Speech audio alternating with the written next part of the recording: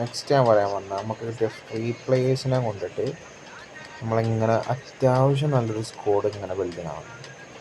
ഇതിപ്പം India keeper നോക്കുകയാണെങ്കിൽ especially super സേവാണ്, കിട്ടില്ല സേവ്. എങ്ങനെ നോക്കിയാലും ചെക്കൻ്റെ കയ്യിൽ ബോൾ ഉണ്ടാവും.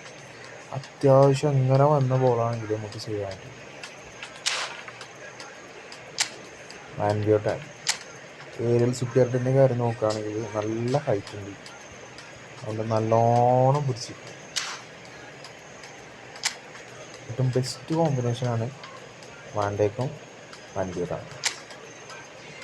193 ഹൈറ്റ്. ടാക്ലിങ്ങിൻ്റെ കാര്യം പിന്നെ പറയണ്ട, 100. ഓടോ RB ഇടാൻ പറ്റിയ ഏറ്റവും ബെസ്റ്റ് ഫ്രീ കിട്ടിയ ആളാണ് ഓടോ.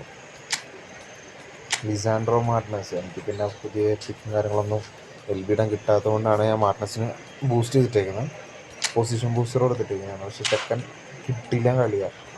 ബാക്കിൽ റൈറ്റ് ബാക്കിൽ ഒരു പ്ലെയർ കൊണ്ടുവന്ന പക്ക ലോക്കായിരിക്കും.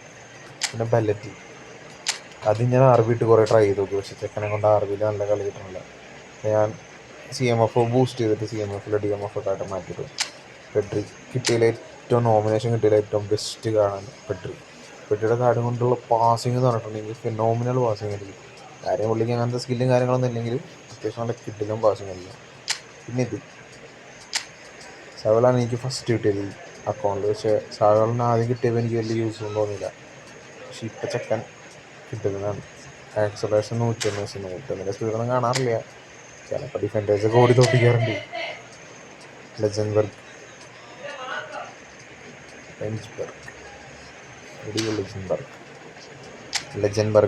എന്ന് പറഞ്ഞാൽ ലെജൻബർഗ് ആയതാണ്. അപ്പോൾ ലഞ്ച്ബർഗ് എന്ന് അങ്ങനെ എന്താണ് കവാനി ബെസ്റ്റാണ്. സ്ട്രൈക്കർ ഇടാൻ പറ്റിയ നല്ലൊരു കാർഡാണ് കവാനി. പറ്റിസ്റ്റൂട്ട ഫ്രീ, ഫുള്ള് ഫ്രീ ഇട്ടത്. ഇതിൽ കോയിൻ കൊടുത്തിട്ട് ആകെ കിട്ടിയതാണ് വാൻഡേക്കിനെ മാത്രം. വേറെ ഒറ്റ പ്ലേസ് എനിക്ക് കോയിൻ കൊടുത്ത് കിട്ടിയിട്ടില്ല.